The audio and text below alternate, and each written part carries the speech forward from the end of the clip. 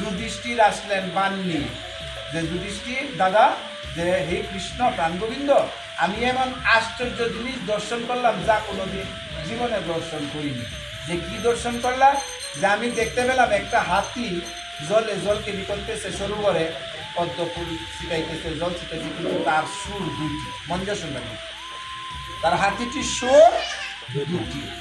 হে প্রভু, কলিযুগের সাথে হাতির দুটি সুরের সম্পর্ক কি?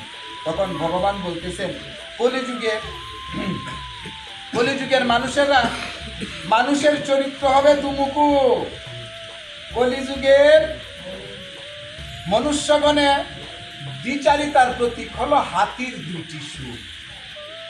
কলিযুগের মানুষের দুইটি মুখ হবে, এরা তোমাকে বলবে এক আর করবে আরেক। সদা পাশে থেকে মিষ্টি মিষ্টি কথা বলে তোমার সর্বনাশ করার সুযোগটা খুঁজবে। কোন সময় করতে পারে? মুখে মিষ্টি রেখে অন্তরে বিষ দূষণ করবে, নিজের স্বার্থকে প্রাধান্য দেবে, তাই মুখের কথাও কাজ দুই রকম। বিশ্বাসকে কাজে লাগিয়ে কাছের মানুষকে ধ্বংস করে দেবে, বাক্য ও মন দুই দিকে কাজ করবে। ধর্ম ভয় থাকবে না, মৃত্যু ভয় থাকবে না, রোগাদির ভয় থাকবে না। আসেনি? ভাগবতের কথা সত্য নি বাবা? মিথ্যা হইলে কই আমি বন্ধ করে দিই। তখন কতক্ষণ পরে ভীম আসলেন। তখন ভীম এসে বলে, হে প্রভু, আমি এক আশ্চর্য জিনিস দর্শন করলাম। যে কি? আমি দর্শন করলাম একটি গাভী তার বাছুরটাকে পরম যত্নে দুধ দিতেছে, আর বাছুরটাকে চাটাচাটি করতেছে গায়ে। কিন্তু আশ্চর্য বিষয়, বাছুরটাকে যে চাটতেছে, বাছুরটার গা থেকে রক্ত বেরোচ্ছে। যে কলিযুগের সাথে এটা সম্পর্ক। আদর করলে যদি রক্ত বের হয়, এটা খারাপ না? মারা যাবে না? কিন্তু দুধ দিতেছে আদরের সহিত, আবার চাটাচাটি করতেছে, কিন্তু রক্ত বেরোচ্ছে। কলিযুগের সাথে এটা সম্পর্ক। তখন এই ঘটনা কলির সাথে কি সম্পর্ক?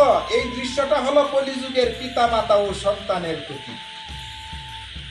গাভীটি যেমন, মন দিয়ে শুনবা, গাভীটি যেমন পরম যত্নে আদরে বৎসকে দুধ দিচ্ছে আর ভালোবাসায় ছাড়তেছে, আসলে অন্ধ ভালোবাসায় বাছুরটি কিন্তু রক্ত শূন্যতায় ধীরে ধীরে শেষ হয়ে যাচ্ছে। তেমনি কলিযুগে মাতা পিতারা অন্ধ সন্তানেরকে এত ভালোবাসবে, আর সেই ভালোবাসায় সন্তানের দিন ধ্বংস হয়ে যাবে। মাত্রাতিরিক্ত অন্ধ ভালোবাসায় সন্তান হবে স্বেচ্ছাচারিতা, অসৎ, নেশাকুর, পথভ্রষ্ট। টেকা দিয়ে ভালোবাসবো আর টেহাই গিয়া আবিজাবি খাই। আছে না?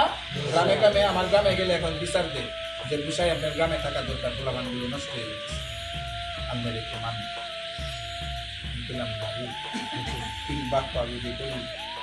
পথভ্রষ্ট। গুরুজনদের সম্ভাষণ করবে না, করে সম্মান করবে না, পোশাকে শৃঙ্খলতা থাকবে না,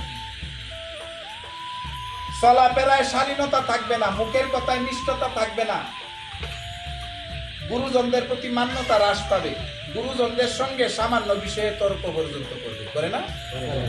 আছে তো? ঠিক বাবা? আচ্ছা, সন্তানের এইসব অধঃপতনের কারণ মা বাবার অন্ধ ভালোবাসা।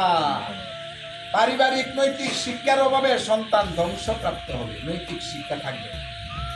মা বাবার অন্ধ স্নেহের প্রকাশগুলো একটু আমি উদাহরণ দিতেছি। গুরুজনে অসঙ্গতি থেকে শাসন করলে মা বাবা তার উপর চড়াও হবে। আমার ছেলে আমি খাওয়াই, তোর কি ঈশ্বর দেওয়ার মালিক কেনা? আমরা ছোটবেলায় শাসন করলে আমরা বাড়িতে বলছি না, কারণ বললে আরো।